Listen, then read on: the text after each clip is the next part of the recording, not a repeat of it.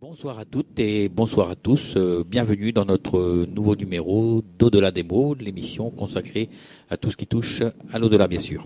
Voilà. Alors aujourd'hui, nous allons parler de George Chapman, qui était un homme qui, au cours de sa vie, a été incorporé, je crois, et a réussi à faire des opérations que nul n'aurait pu imaginer auparavant. Et pour ce faire, aujourd'hui, donc, nous avons le plaisir d'accueillir Claude Ourdou. Bienvenue Claude, bonjour. Bonjour à tous. Voilà, alors ton rôle à toi est de parcourir un petit peu la France de conférence en conférence et de venir parler un petit peu de George Chapman et de William Lang. Voilà, d'expliquer cette histoire merveilleuse et d'essayer de continuer ce qu'ils ont mis en place. D'accord. Alors comment ça t'est venu ce message, comment le fait de parcourir la France comme ça t'es venu? C'est une histoire assez extraordinaire.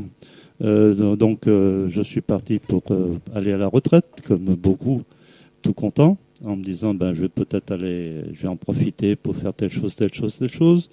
Et puis j'ai tellement peu profité que je suis tombé malade. Et donc à la sortie de cette maladie, ne pouvant pas venir au bout de ces choses-là, donc mon épouse me dit il faut aller voir une barreuse de feu qui permettra de soigner ce mal. Alors je suis allé voir cette personne qui m'a dit mais vous avez beaucoup de magnétisme, c'est dommage de le perdre, mais c'est ainsi. Alors donc moi ça m'a travaillé quand même un peu.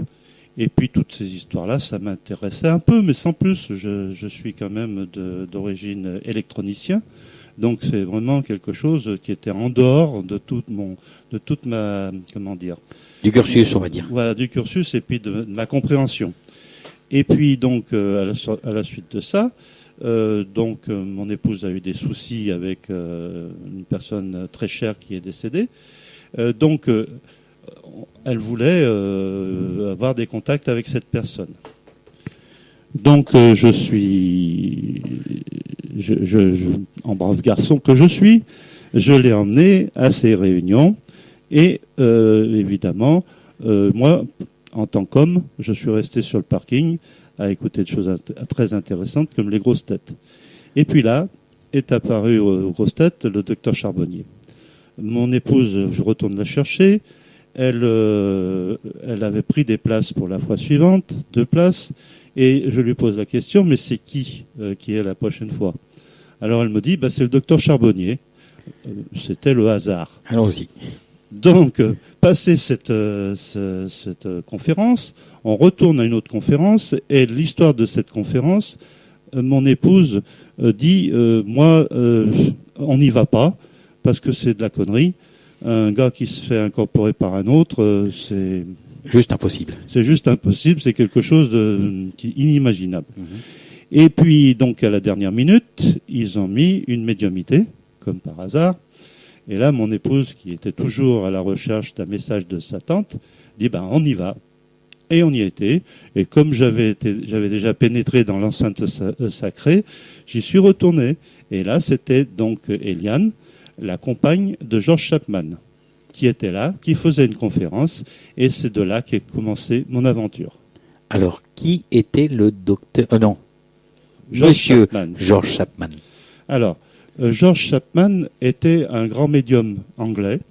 Il était né à Liverpool, donc c'était, pour ainsi dire, dans sa jeunesse, un loupard, puisqu'il vivait dans un port, il avait perdu sa maman très jeune, et donc il roulait les routes.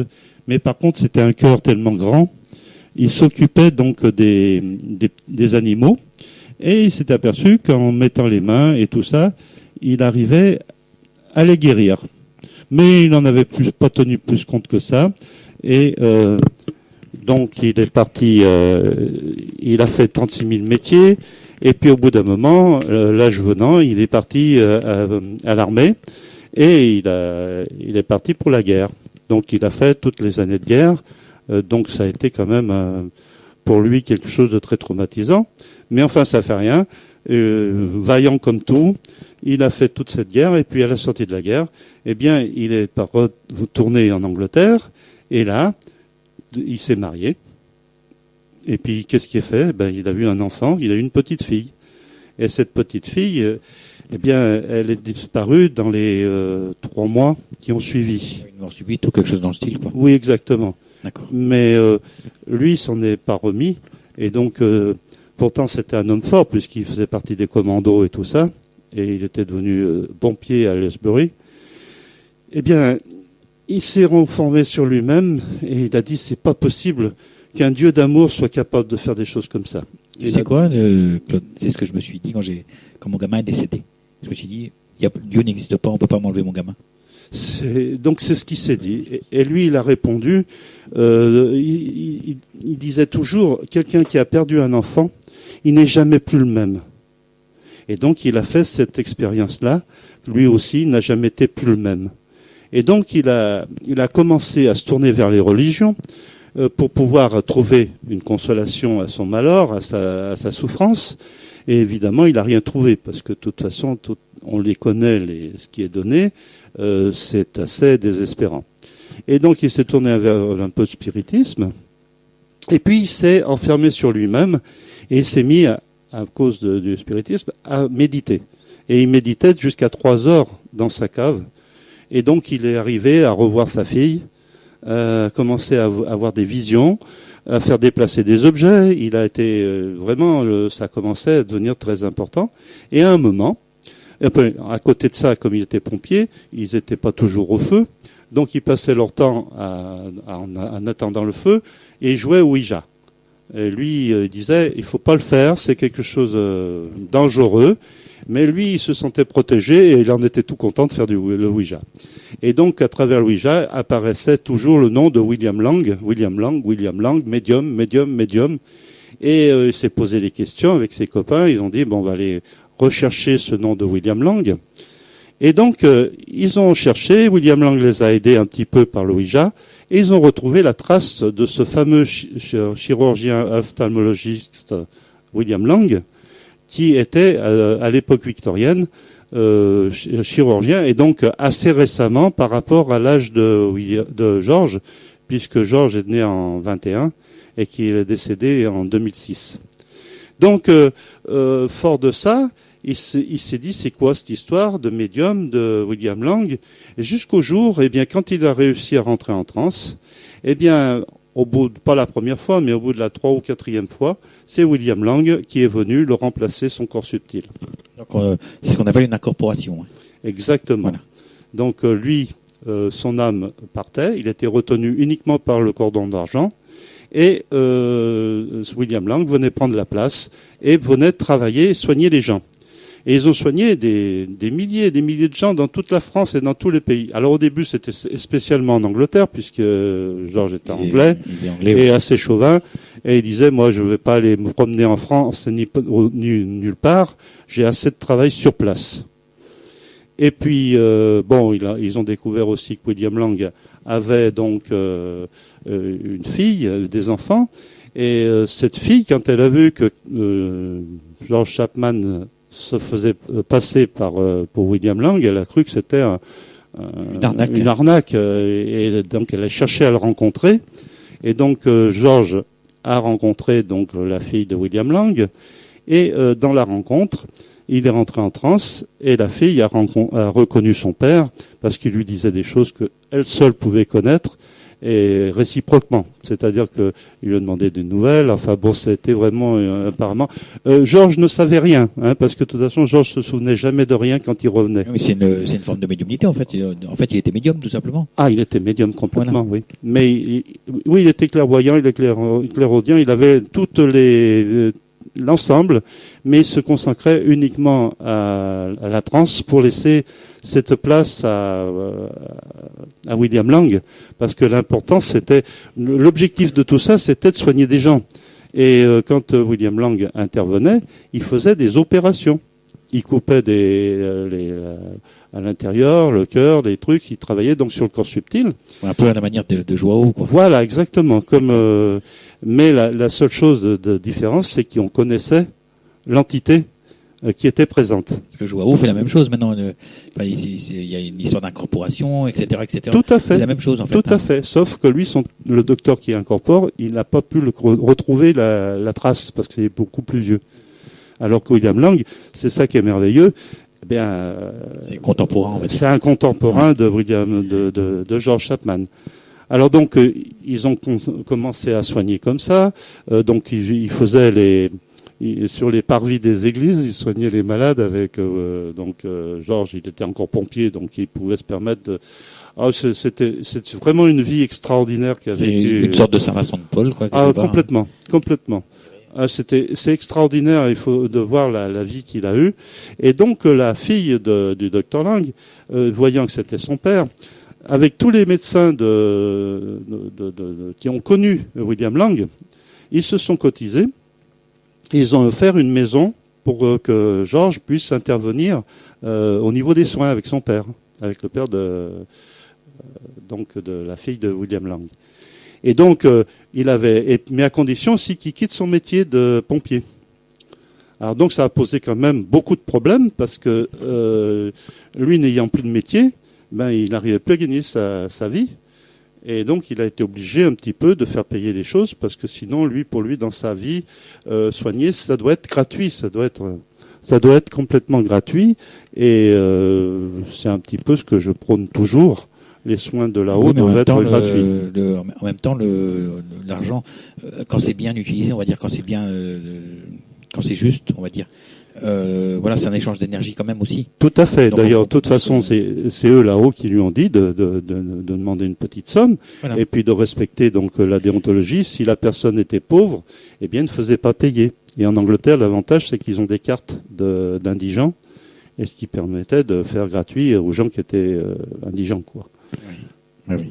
Et actuellement, après, il a donc demandé un peu d'argent.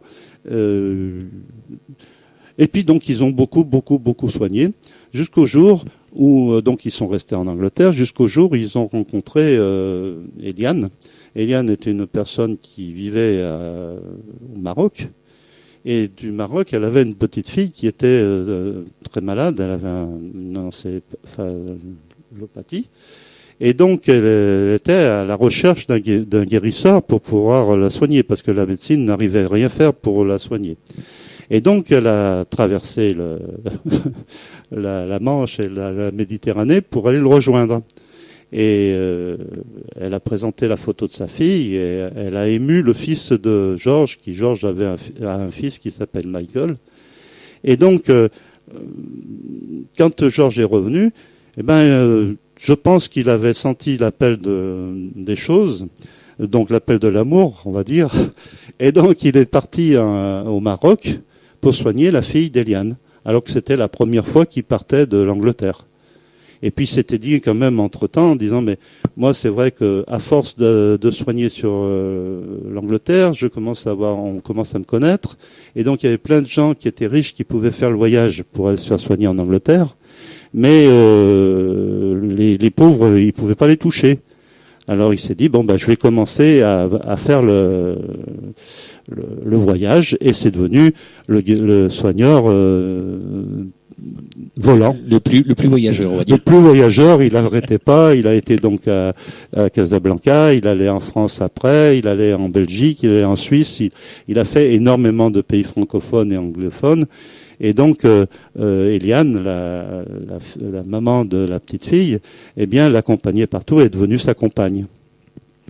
D'accord. Et la petite fille, William Lang ne l'a pas guérie, il l'a soignée, et il a permis à sa mère d'être présente au moment de son départ, ce qui est quelque chose de magnifique. Il lui a dit, Eliane, ne partez pas aujourd'hui, vous restez auprès de votre petite fille.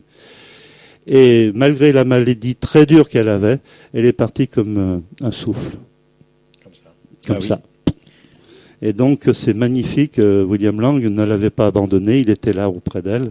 Et il savait que c'était le moment parce qu'il savait lire à travers le livre akashique la destinée de chacun. Ce qu'on appelle les mémoires akashiques. Voilà, c'est-à-dire la mémoire de chacun qui dit le début et la fin de notre vie.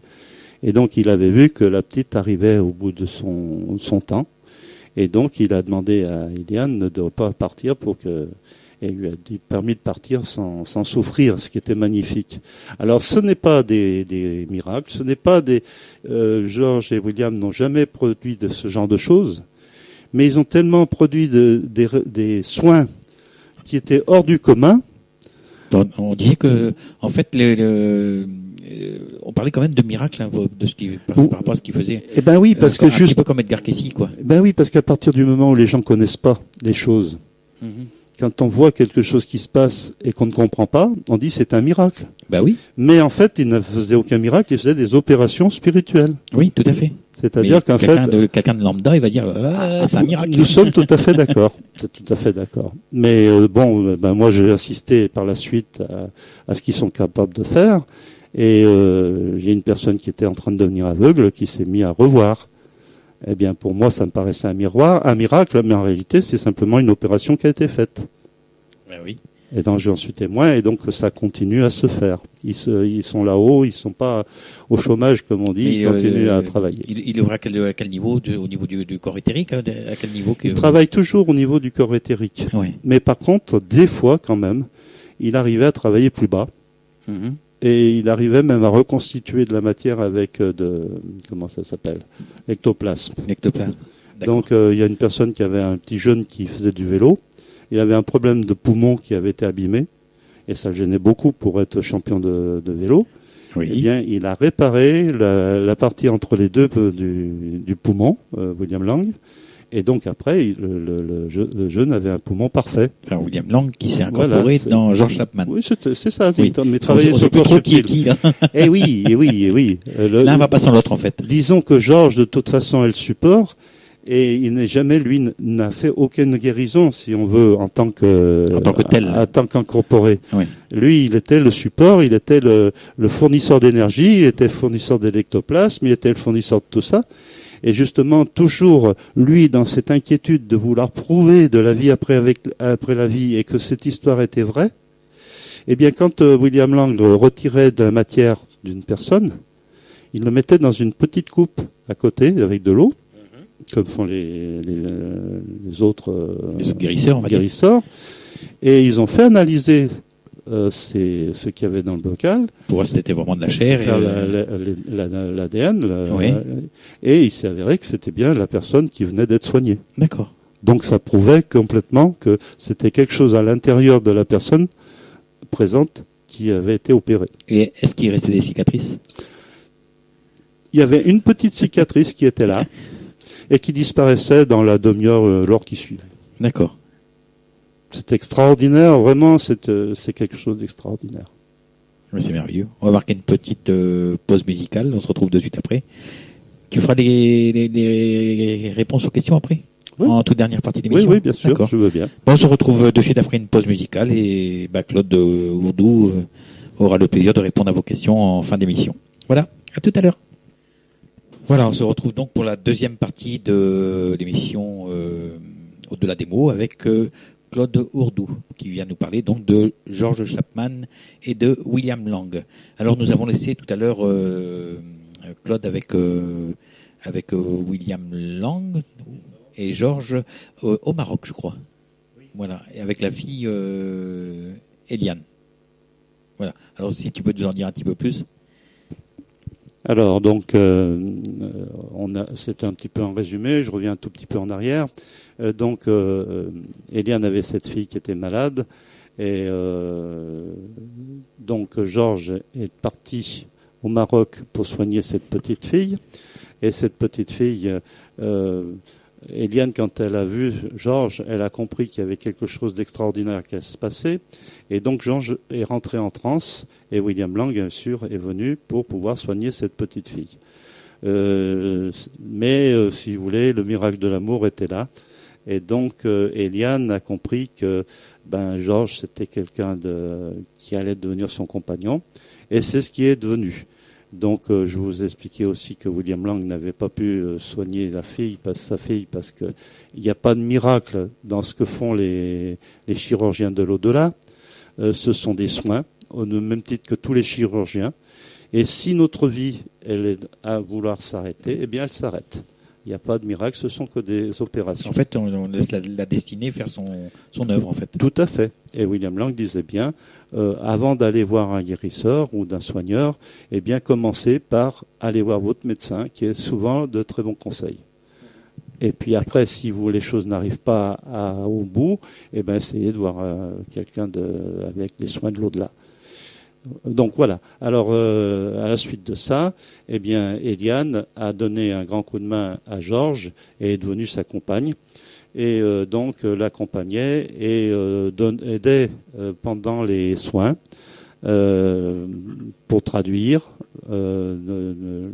aux clients français, puisque William Lang parlait en anglais de l'époque victorienne. C'était donc pas facile non plus à traduire parce qu'il avait un très fort accent. Mais Eliane se prêtait avec toute joie pour faire ça. Eliane faisait aussi chauffeur. Quand il venait en France, c'est elle qui conduisait la voiture parce que Georges, il n'était pas trop envie de s'embêter avec conduire en France. Et puis les volants et tout ça sont voilà, de côté. Donc c'était pas trop sa tasse de thé, en le cas de le dire. Et donc elle faisait ça. Elle faisait aussi des soins, c'est-à-dire que William Lang lui avait donné la capacité de soigner. Et donc elle soignait les clients pendant qu'ils passaient, en dans la salle d'attente, William Lang lui donnait la possibilité de soigner les malades. Donc elle faisait aussi des soins à des malades. Elle s'occupait aussi de tout ce qui est secrétariat, écrire les courriers, les renvoyer. Je vous signale quand même qu'à la fin, ils avaient quand même un secrétariat avec une vingtaine de secrétaires. Donc c'est pour dire que c'était quand même quelque chose d'important. Et donc elle gérait tout ce bureau de tous ces gens, tous ces secrétariats. Voilà, c'était le travail d'Eliane. Donc Eliane était quand même, elle devait être médium aussi quelque part. Elle avait un petit peu de médiumité. Ouais, médium polyvalente quoi. Elle avait même pas mal de médiumité, mais enfin je veux dire, c'était pas, elle n'en faisait pas sa première chose. Pour elle, c'est la joie, c'était de rencontrer William Lang, parce qu'en fait, elle l'admirait beaucoup, parce que William Lang était un victorien, mais quelqu'un de très poli, de très gentil. Elle a dit quand elle l'a rencontré que quand il est venu, elle a dit c'est Dieu qui arrive. Tellement elle a senti cette bonté de là-haut. L'élan d'amour quoi. Voilà, cet amour qu'il y avait dans cet homme. Et donc elle était un petit peu secrètement amoureuse de lui. Donc ça faisait quand même des choses un peu bizarres, puisqu'elle vivait avec Georges la journée, la nuit, oui. Et la journée avec William Lang. C'est marrant quand même. Hein. En fait, elle, quelque part, elle avait de la chance. Elle avait 2 bonhommes pour elle toute seule. Exactement, mais c'était pas très simple non plus. Non, ce qui fait qu'elle avait une vie assez lourde. Parce que, il faut dire aussi qu'elle n'était pas toujours concernée. Parce que, par exemple, en Angleterre, il parlait anglais, donc il n'y avait pas besoin de la présence d'Eliane. Mais enfin, dans l'ensemble, c'était une vie assez dure, parce qu'elle faisait la journée avec William Lang, et puis le soir, il fallait travailler avec Georges, et puis faire sa vie normale de femme. Puisqu'elle devait être fatiguée, la pauvre. Alors, elle a été très très fatiguée, ce qui fait que ça a laissé pas mal de traces à la fin, puisqu'elle était quand même bien usée par le temps et par ce genre de vie, parce que c'est une vie qui était magnifique pour elle. Elle a vécu une vie sensationnelle. Ce qu'elle me disait, c'était admirable, cette vie comme ça. Et donc, comment c'est arrivé que moi je rentre dans cette histoire? Voilà. Donc, je vous avais expliqué au début que je n'étais pas du tout dans ce fil-là, dans cette idée-là. Plutôt cartésien. Plutôt, voilà. Et donc, par l'intermédiaire de Docteur Charbonnier. Docteur Charbonnier. Je ne sais pas si j'ai raconté. Si, l'histoire d'RTL et oui. Si. Oui. Alors donc, quand j'ai fait connaissance d'Eliane, Eliane avait reçu l'ordre de Georges pour qu'elle puisse reprendre les conférences, parce que c'est quelque chose qui était important pour elle, d'écouter ce que lui disait Georges. Et Georges de là-haut, qui est mort en 2006, a demandé donc de reprendre les conférences. Et Eliane, en brave petite épouse et compagne, est repartie et faire ses conférences. Donc elle est arrivée à Mâcon. Et là, je me suis trouvé en présence d'elle, qui a commencé à faire cette conférence. Et puis, au bout d'un moment, elle a perdu les pieds. Et puis, elle me regardait fixement, et même méchamment. Je vous le dis carrément. Je disais, tu comprenais pas, en fait? Je comprenais rien de ce qu'elle... Et en plus, elle non plus. Parce qu'elle m'a dit plus tard, Georges criait tellement fort qu'elle pensait que tout le monde l'entendait. D'accord. Et ce qu'il criait, c'était « Donne-lui ton livre, donne-lui ton livre ». Et alors, donc, elle t'a donné son livre. Voilà. Et le fameux livre, c'est Les chirurgiens de l'au-delà. C'est un livre qui a été écrit par Georges et qui raconte justement l'histoire du début avec Eliane. C'était la partie commune. Est-ce que ce livre a été inspiré ou est-ce que c'est un livre dont il est l'auteur à 100%, on va dire? Eh bien non, il avait un nègre, une personne qui a travaillé pour lui, mais donc c'était sa vie qui racontait en fait la suite du premier livre qui s'appelle « Guéris avec vos mains ». Et celui-là, c'est le début donc de la vie de Georges et ce qu'il pratiquait. Mais là, c'est une personne en somme étrangère à l'histoire qui raconte. D'accord. Tandis que dans l'autre partie, c'est la vie en fait de Eliane avec Georges qui ont pris la suite. Ok. Voilà. Et donc, elle est repartie à faire les conférences comme Georges qui était mort en 2006, 9 août. Et donc, la première conférence qu'elle a faite, c'est à Mâcon. Et c'était là où moi j'étais. C'était en quelle année? Il n'y a pas longtemps, en fait. Donc, c'est en 2011. Et c'est vraiment en février 2011. Voilà, dis donc. Vous voyez un petit peu comment on est surpris des fois par l'au-delà. Donc je suis resté à Uri, je suis toujours à Uri d'ailleurs. Il faut garder son âme d'enfant, je crois. Et donc elle comprenait rien non plus du tout à ce qui arrivait, parce que pourquoi s'adresser à un mec comme ça en face de soi, mais il criait tellement fort qu'elle n'a pas pu faire autrement que d'obéir, parce que Georges en plus c'était un coléreux. Et donc, quand il commençait à crier, il criait fort.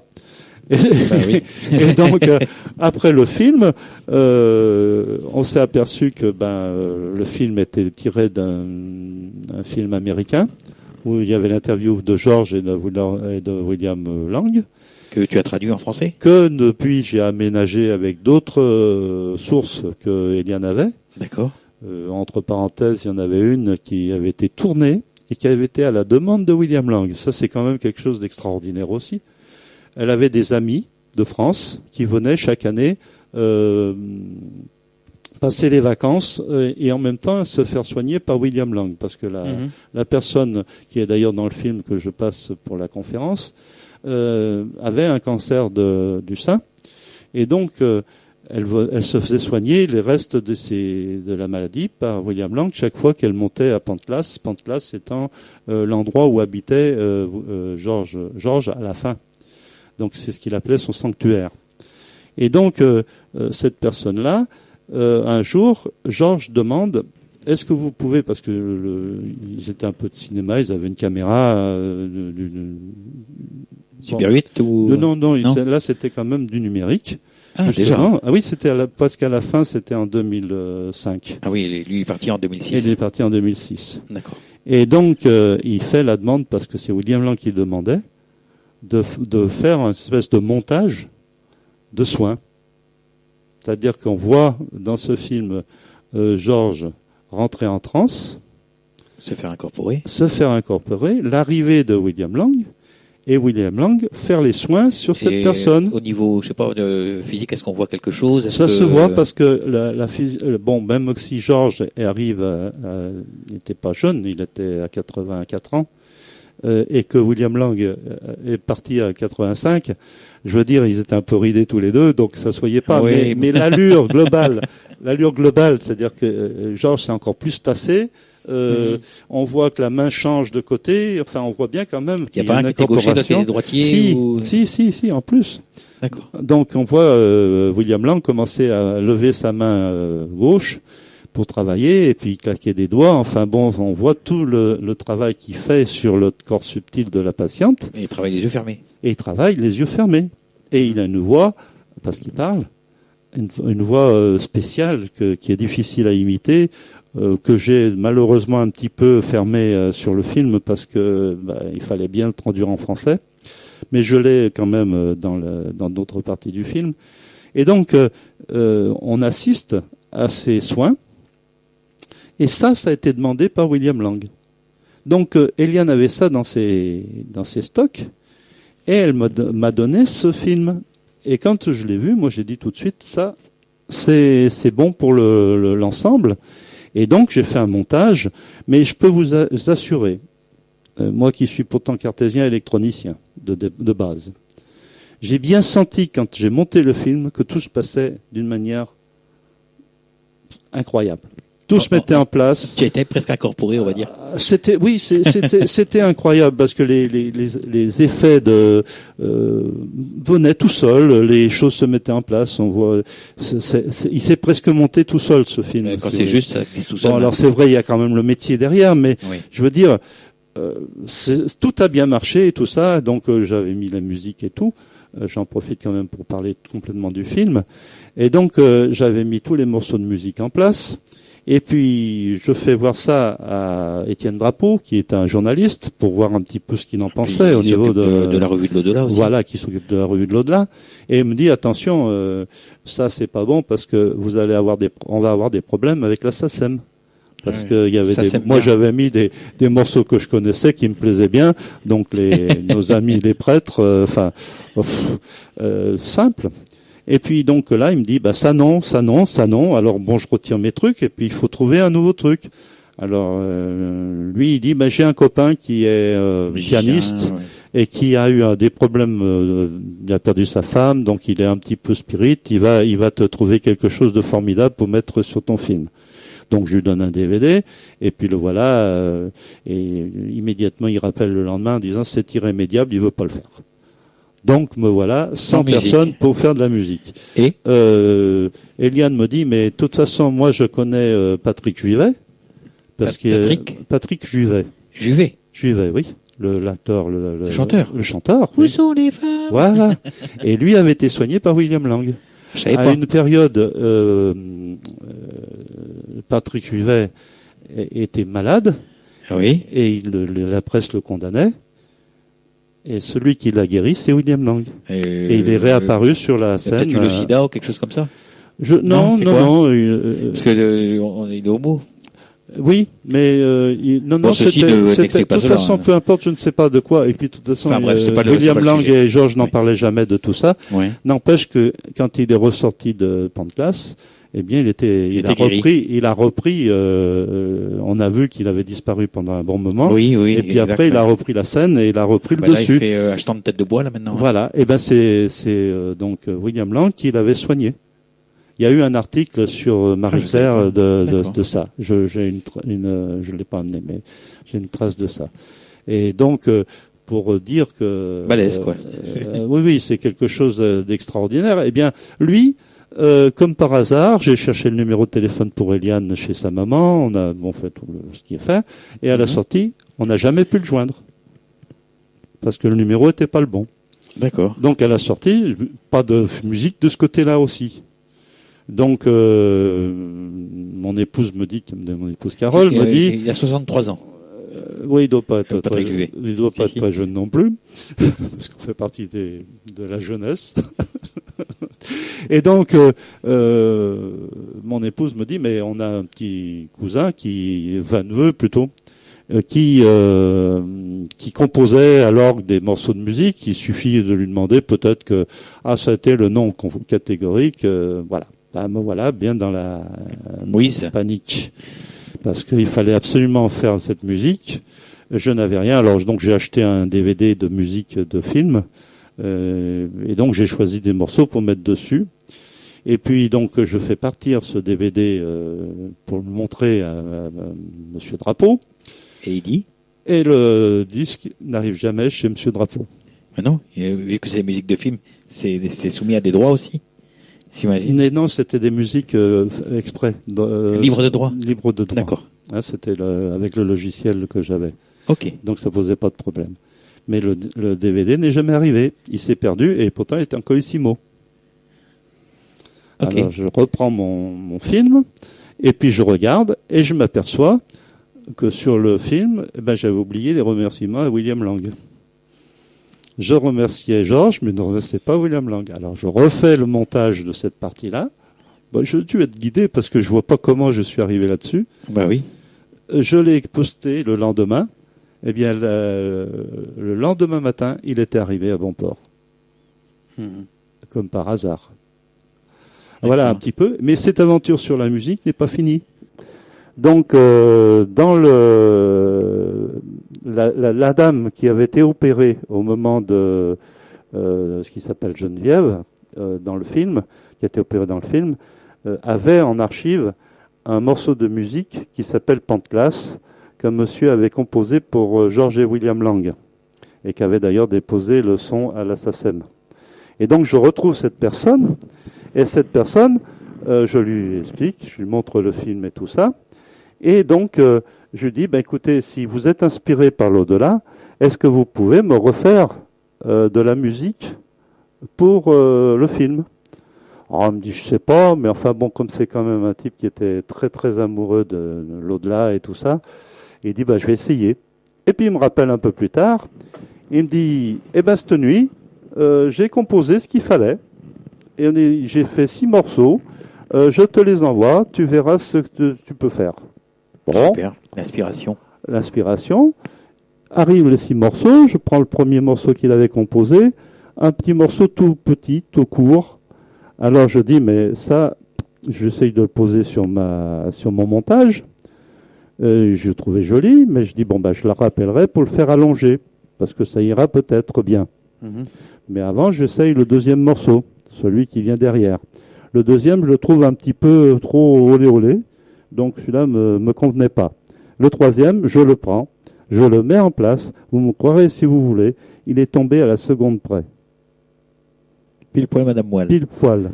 C'est-à-dire que la musique démarrait et à la fin de l'introduction, la musique finissait. Et donc, à la suite de ça, je demande au monsieur, je dis, mais tu as fait la musique en regardant le film? Ah, il me dit, non, pas du tout.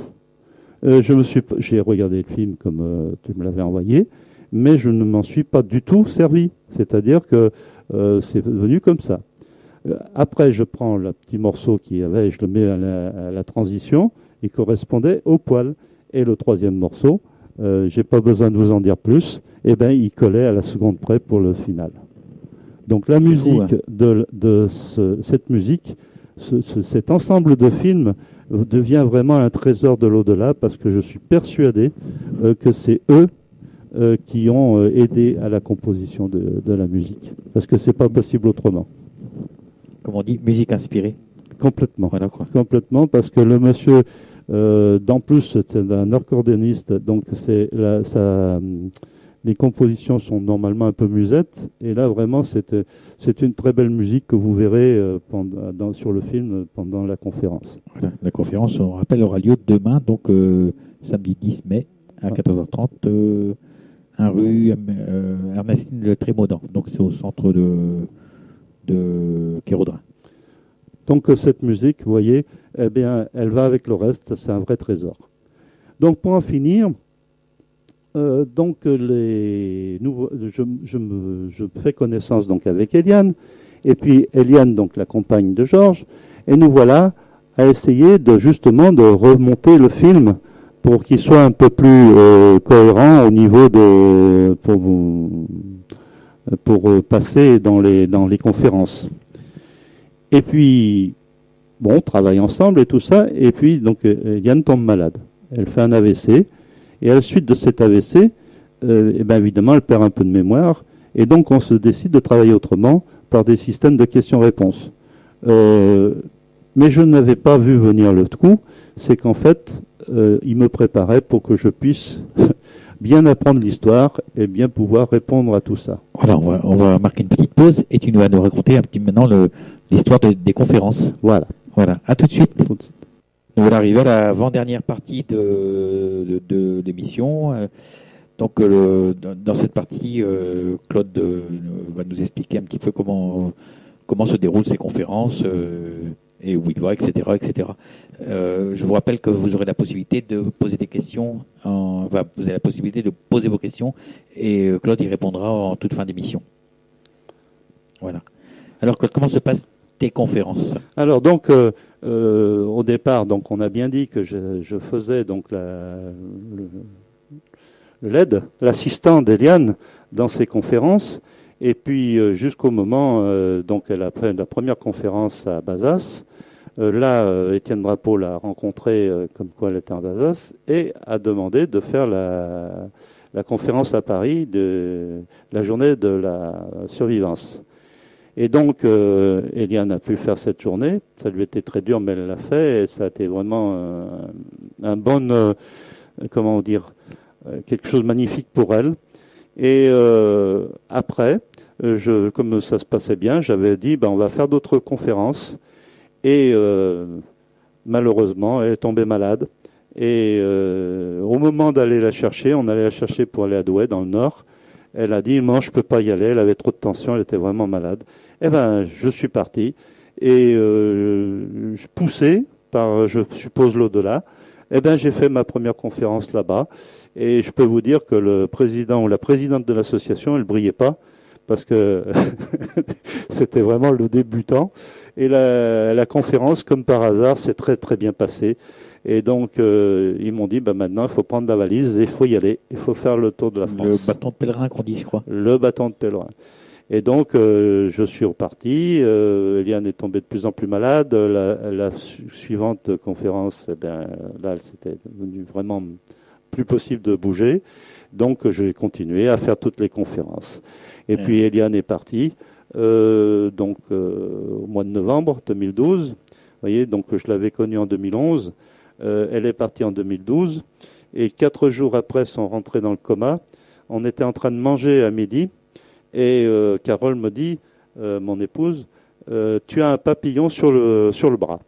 Eh bien, alors je dis, un papillon sur le bras, c'est pas possible. Alors je regarde, et en effet, j'avais une ombre de papillon sur mon bras qui battait tout doucement.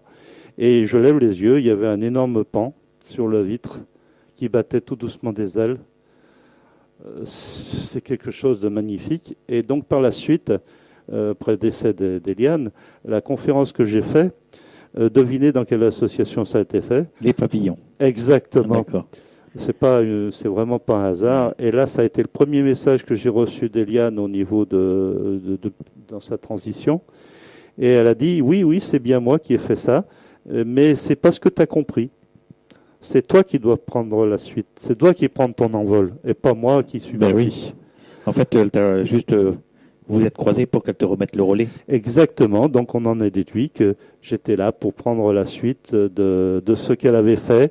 Et d'aider tellement de gens qui ont été soignés, j'espère pouvoir continuer à faire la même chose. Donc c'est notre couple qui est lancé dans cette aventure.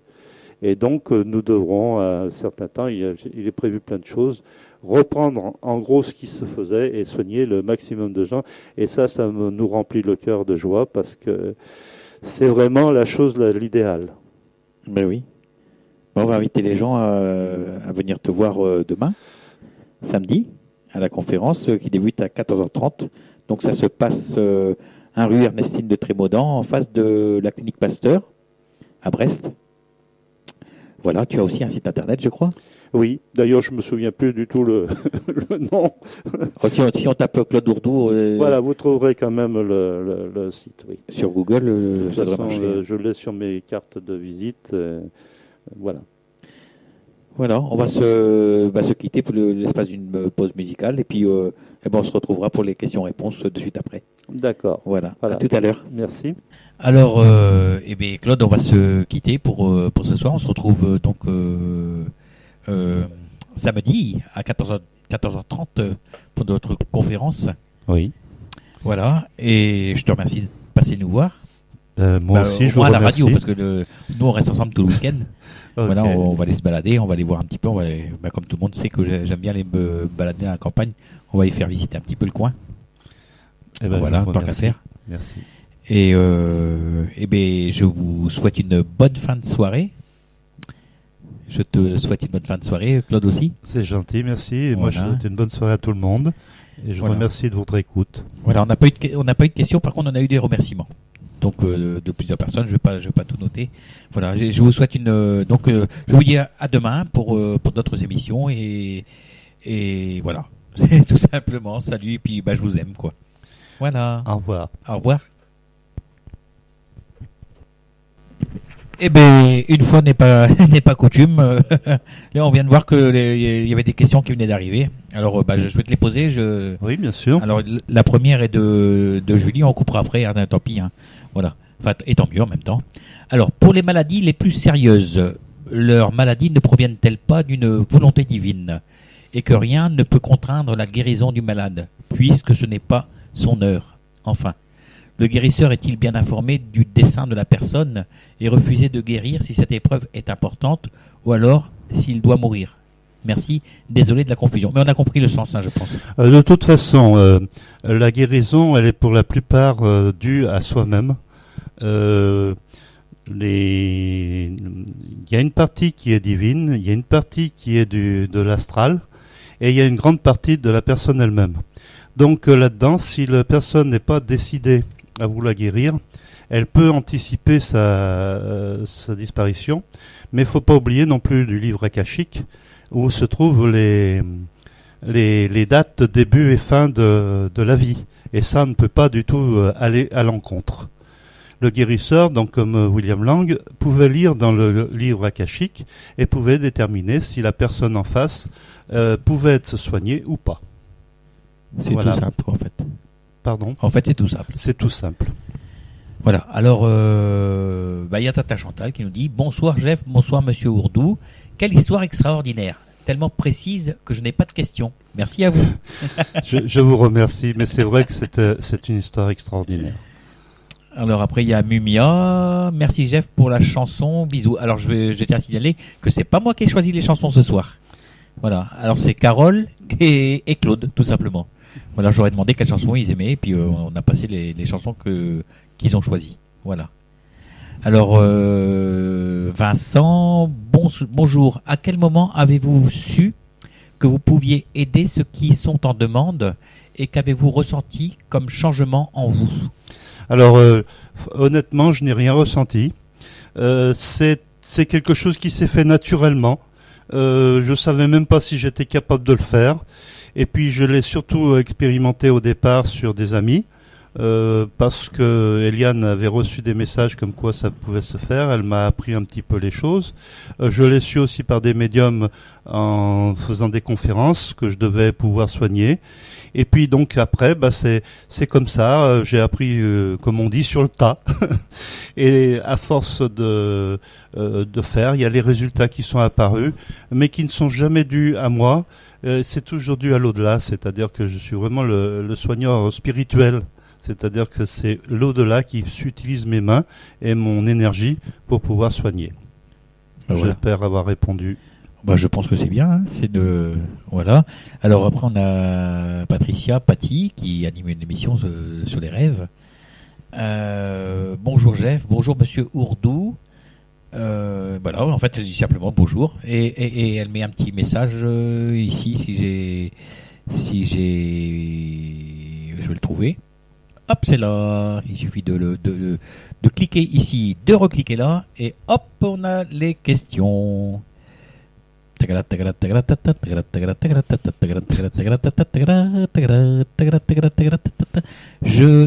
c'est pas la bonne personne. Bon, voilà.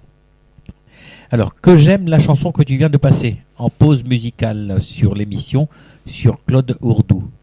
Il faudrait leur dire, chantée par Francis Cabrel. Alors, une chanson inspirée sans doute. Elle porte l'énergie d'amour avec un petit cœur. Ben oui, Paty. Tout à fait. Voilà. Alors, je valide une dernière fois. Je regarde s'il y a d'autres questions. Apparemment, il n'y en a pas. Alors, il y a Mumia quand même qui dit « Bonsoir Jeff et Claude Ourdou, bonne chance pour votre émission. » Ça, c'était en tout début. Et à la fin, mais merci Jeff pour la chanson. Bisous. Non, merci à vous plutôt alors. Merci à vous tous d'avoir posé des questions. Voilà, alors je valide une dernière fois. À l'amitié, l'amour, la joie. Et voilà. Alors, Voilà. Alors on va vous laisser là pour le coup pour ce soir. Voilà, on est revenu un petit peu sur sur les messages que vous avez postés. Est-ce que vous avez tout posté d'un seul coup à la dernière minute? Et encore merci. Voilà. Donc on vous attend demain, très nombreux samedi très nombreux à la conférence à 14h30. Voilà, bisous, je vous embrasse.